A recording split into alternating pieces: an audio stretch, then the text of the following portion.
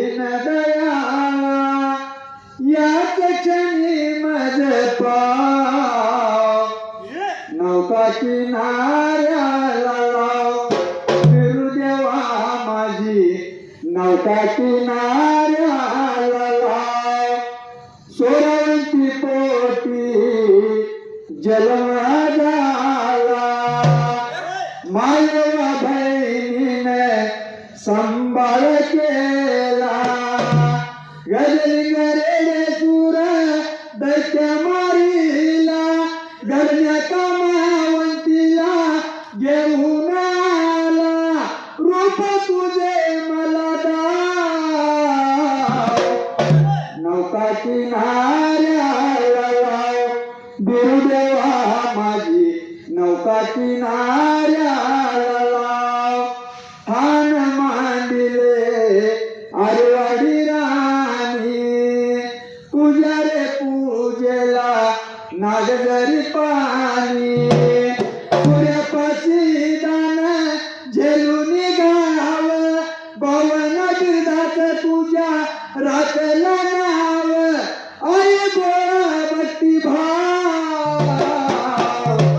नौका किनाऱ्याला लाव बिरुदेवा माझी नौका किनाऱ्याला लाव बाळू मामा माझी नौका किनाऱ्याला लाव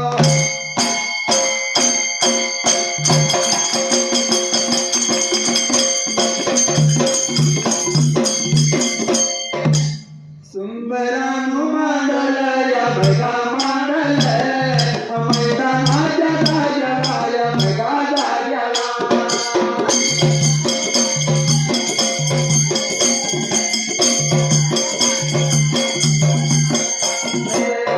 मारी कुणाला या भगा कुणाला वनाचा निघाला या भगा निघाला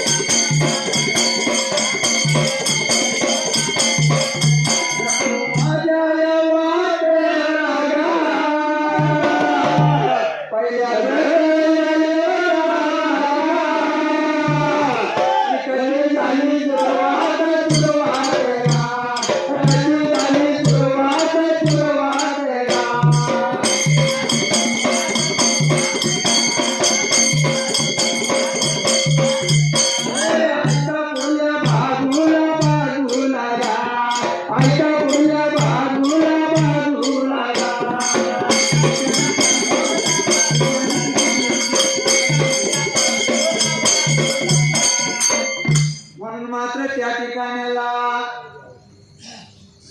संघात तयार व्हायचं आहे. 5 मिनिटं म्हणायचं आपलं. 5 मिनिटं. अशोकराव हा बामणाचा एक मुलगा होता आणि असताना मात्र त्या टाइमाला बामणाचा मुलगा काशीला गेला आणि 12 वर्ष 6 शास्त्र 11 पुराण वेद सगळे पाठ केल्यानंतर बरोबर का बामणाचा मुलगा परत शिक्षण घेतलं परत आपल्या घरला आला. जसा घरला आल्याबरोबर बापाला आनंद झाला. आता मुलगा शिक्षण घेऊन आला. 12 वर्ष म्हणला शिक्षण, 6 शास्त्र, 18 पुराण, वेद सगळं मुलांना पाठ केलं. बाळा आनंद झाला आणि बापाने सांगितलं, बाळा तू शाळा शिकलास खराय, पण मी एक प्रश्न विचारतो तुला. म्हणल्याबरोबर मात्र लागला होता बोलायच्या टाइमाला. मी एक प्रश्न विचारतो, त्या प्रश्नाचं उत्तर तू दिलंस की मात्र तुझं शिक्षण पूर्ण झालं असं खरं म्हणतो. म्हणून मात्र बापाने काय केलं, मुलाने सांगितलं, बाबा कुठलाच प्रश्न विचारा, मी त्या प्रश्नाचं उत्तर द्यायला तयार आहे का? बाळाने सांगितलं, बापाचा बाप कोण? की मला प्रश्नाचं उत्तर सांग. मुलगाच्या गडबड लागली. आता काय सांगायचं उत्तर? बापाचा बाप कोण म्हणला, ग्रंथात नाही, शास्त्रात नाही, कुठे पुराणात नाही, जेवढं मी वाचलं त्याच्यात कुठं झालं नाही. आणि म्हणला हे जे उत्तर मी आता बाळाला काय द्या, मग म्हणला शिकून काय तुझा उपयोग. म्हणून मात्र बाप लागला होता मुलाला बोलायच्या वेळेला. मुलाचा त्याला काळा बरा झाला, 12 वर्ष शिक्षण घेतलं, पण बाप म्हणतो बापाचा बाप कोण मला उत्तर येईना. बाळा सांगितलं, बापा हा परत काशीला जातो आणि त्या प्रश्नाचं उत्तर तुला ज्यावेळी मला मिळेल तेव्हा त्याच वेळी घरला येईल, नाही तोपर्यंत मी घरला येणार नाही. एवढ्या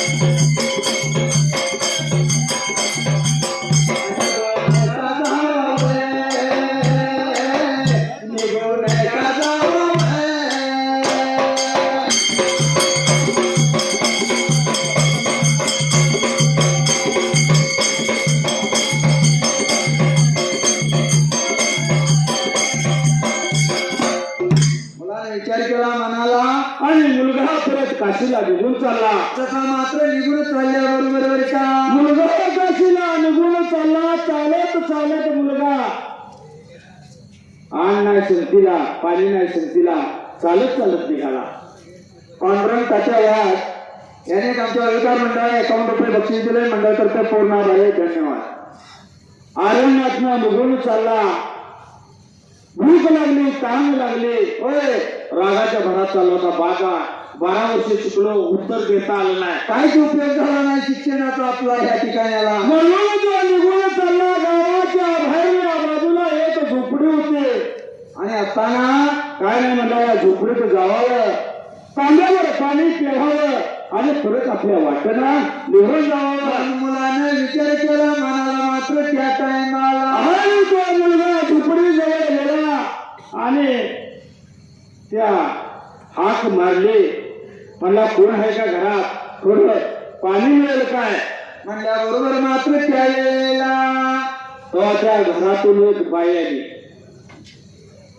शाहीर माझे मुडके राहणार वाची त्या शाहिरीने जे आमच्या अधिकार मंडळाला 51 रुपये बक्षीस दिले. मंडळातर्फे पूर्ण आभार आहे. धन्यवाद. बाहेर आले आणि या बामणाच्या पोराकडे बघितलं. म्हणजे काय रे बाबा, काय पाहिजे तुला. म्हणल्याबरोबर लागला होता बोलायच्या टाइमला का म्हणला मला तहान लागल्या, तांब्यावर पाणी द्या प्याला. असं म्हणल्याबरोबर बाईने तांब्यावर पाणी दिलं. तांब्यावर पाणी तो बामणाचा मुलगा पेला आणि बामणाचा मुलगा म्हणला, बाई हा तुम्ही म्हणल्या कोण. म्हणल्याबरोबर अहो म्हणली मी वेश्या आहे. आणि वेश्या म्हणून सांगितल्यानंतर त्या ठिकाणाला वेश्या म्हणल्याबरोबर बामणाच्या पोराचा चेहरा पडला. म्हणला आयला बा मी बामण असून बाटलो म्हणला. आता आपण या ठिकाणी चेहरा पडले होते बाईने उचललं म्हणजे बाबा काय झालं म्हणून लागला होता बोलायला बरी का मी म्हणलं ब्राह्मण असून वेशाच्या घरी पाणी पिलो बाटलो आता मी आता मी काय करणार आता म्हणला माझं अवघड झालं ब्राह्मण्य बुडायला झालं बाई म्हणजे बरोबर तुझं ब्राह्मण्य बुडून पाणी पिलाय तू कुठं निघालायस ते सांग म्हणून मात्र लागली होती मुलाला बोलायला एवढेच वेळेत मुलगा लागला होता सांगायला बाळाला म्हणला प्रश्न विचारलाय पापाचा बाप कोण त्याचे उत्तर हुडकायला निघालोय बाईने सांगितलं उत्तर मी तुला देतो पण थोडा वेळ थांब म्हटल्याबरोबर म्हणलं आधीच पाणी पिलो मी बाटलो या होय आणि म्हणला थांबलो तर म्हणला मला कोणतर बघील म्हणला म्हटल्याबरोबर बाईने सांगितलं आबाई जर तू थांबलास काय तर तुला 20 सोन्याची नाणी बक्षीस देतो असं म्हणून लागली बोलायला ब्राह्मणाच्या पोरानं विचार केला इकडे तिकडे बघितलं म्हणला कोण आपल्याला बघतोय 20 सोन्याची नाणी आपल्याला मिळणार आहे ती म्हणला बरं ठीक आहे थांबतो म्हणला सांगतो म्हणल्याबरोबर बरं का ब्राह्मणाची बाई तुला बाई म्हणजे बाबा पाणी प्यालास आणि आता भुक्यावराची जरा जेव म्हणल्याबरोबर मुलगा काय म्हणतो नाही म्हणला मी तुमच्या घरात जेवण खाणार काय नाही आणि मला जेवायला चालणार पण नाही नाही म्हणला मग असं तर म्हणले वाळलं तुला देतो तुझ्या हाताला तू कर आणि खा आणि ही जर खाल्लंस तर तुला मी विष आणि फोड अशी लागली होती बोलायला त्या मुलाला बरी का ब्राह्मणाला विचार बोलायला केला 20 पहिली 20 अशी झाली 40 म्हणला कोण बघतोय आपल्याला म्हणून ब्राह्मणाला ते चूल बिल मांडली आणि जेवण करायला लागलो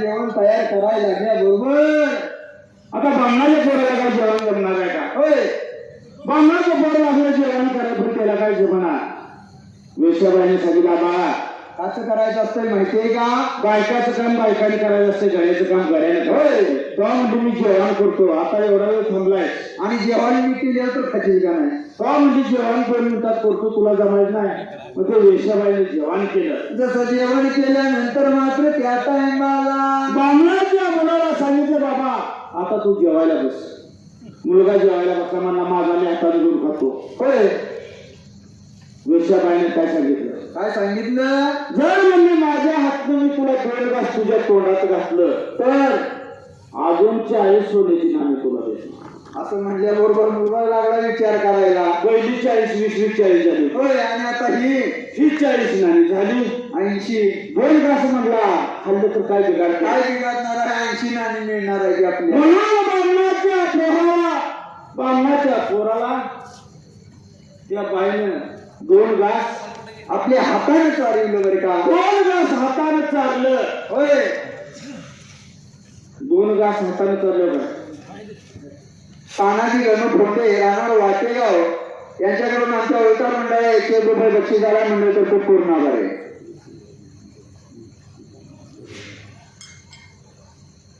म्हणून बामणाच्या पोराला बाहेर सांगितलं 2 घास तुला घरून 40 नाणी देतो होय बामणाच्या पोराने विचार केला इथं कोण बघते आपल्याला तेव्हा आपण 2 घास खाल्लं तर आणि आपल्याला नाही. पहिली 40, 20, 40, 80 नाणी झाली. एवढं मिळवा किती दिवस जाते. होय म्हणून मात्र याच्या बाईने 2 घास बामणाच्या पोराच्या तोंडात घातलं आणि घातल्याबरोबर बामणाच्या पोरानं घातलं आणि 3ऱ्या घासाच्या वेळेला काय केलं?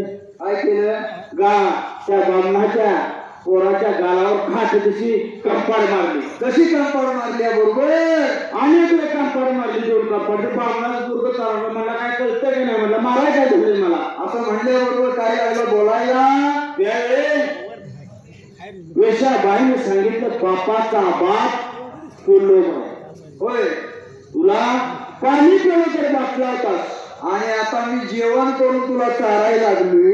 मी वेशाबाई आहे. होय 80 नाण्याला म्हणली जेवायला लास का बापाचा बाप लोभ आहे. होय बामणाच्या पोराला पटलं. म्हणला बरोबर आहे. म्हणला खरं आहे तुमचं. जेवला आणि तिथला परत आला आणि बाला सांगितलं बाबा आता उत्तर घावलंय मला. प्रश्नाचं उत्तर म्हणला मिळालंय. असं म्हणल्याबरोबर लागला होता बापाला बोलायला. बाण विचारलं काय बापाचा बाप कोण? तेव्हा लागला सांगायला बापाचा बाप कोण माहितीये का? बापाचा बाप लोभ काय म्हणला? पैसा. पैसा. पैसा असला की काही चालतंय. आणि पैशा पुढे काय वाटेल ती करायला चालतं. सांगाने यात आहे बाय आपली भाषा. हा हा घरदाराला धरून बसणार काय? घरदाराला धरून बसणार काय? धनसंपत्ती सोबत येणार नाही. धनसंपत्ती सोबत येणार नाही.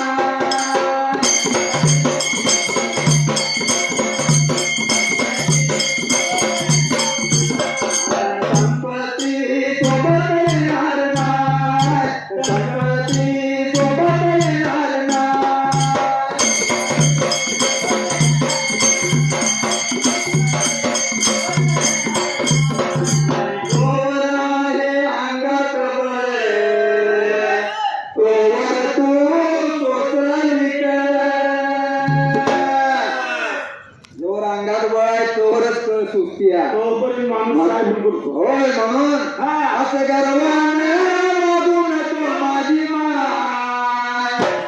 धनसंपत्ती सोबत येणार नाही. धनसंपत्ती सोबत येणार नाही.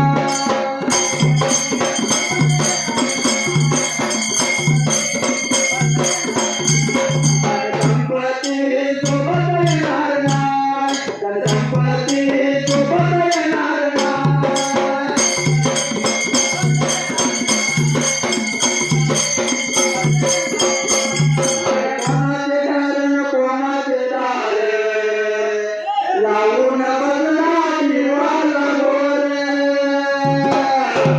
प्रत्येकानं म्हणायचं माझं घर. होय माझं घर माझ्या घरामधला.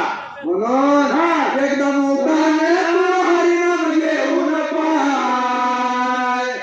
धनसंपत्ती सोबत येणार नाही. धनसंपत्ती सोबत येणार नाही.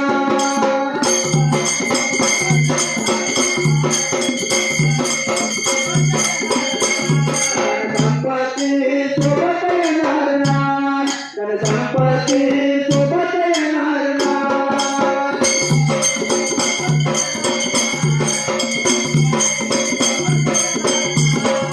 कोणाची गाडी कोणाचा बंगला. कोणाची शेती कोणाची वाडी. हे सगळं कुणाचा बंगला कुणाची गाडी कुणाची शेती होय. आणि कुणाची गाडी सगळं इथंच राहायचं. होय म्हणून काय म्हणतो एकदा बिरदेवाचा सोहळा येऊन पाय. धनसंपत्ती